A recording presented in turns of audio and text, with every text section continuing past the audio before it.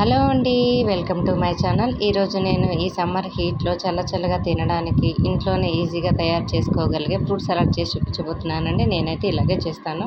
నచ్చితే లైక్ చేసి ట్రై చేయండి. దీనికోసం నేను ముందుగా లీటర్ పాలు తీసుకున్నానండి.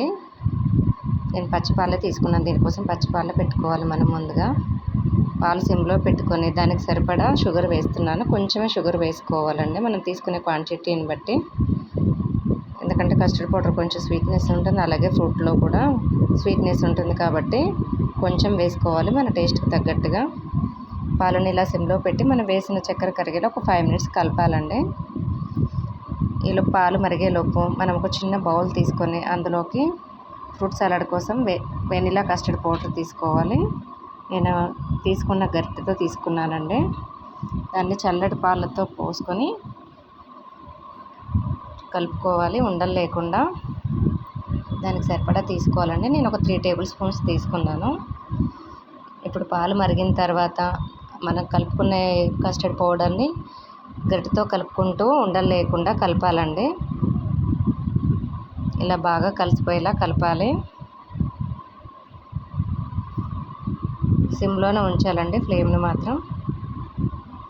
అడుగంటకుండా అలా కలుపుతూ ఉండాలి. అయిపోయే వరకు కూడా వదిలిపెడితే మాడిపోతుంది కాబట్టి మధ్యలో అలా చూసుకొని మనకు సరిపోయే కన్సిస్టెన్సీ వచ్చేదాకా కలుపుతూ ఉండాలండి.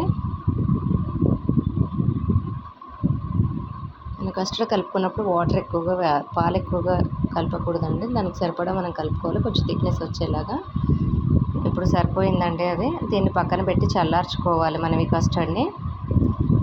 ఇది చల్లారిలోపు నేను ఫ్రూట్స్ అన్నీ రెడీ చేసి పెట్టుకున్నానండి. ఈ చల్లారిపోయిన కస్టర్డ్లోకి నేను దానిమ్మ గింజలు అలాగే యాపిల్ ముక్కలు తీసుకున్నాను. మీకు నచ్చిన ఫ్రూట్స్ అన్నీ దీంట్లో వేసుకోవచ్చండి. టూటీ ఫ్రూటీస్ కానీ డ్రై ఫ్రూట్స్ కానీ ఏవైనా సరే. అలాగే బనానా అలాగే క్యాషూ కూడా చిన్నగా కట్ చేసి వేసుకున్నానండి.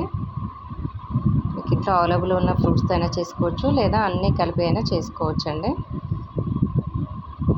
ఇప్పుడు ఇవన్నీ బాగా కలిసేలా కలుపుకోవాలండి.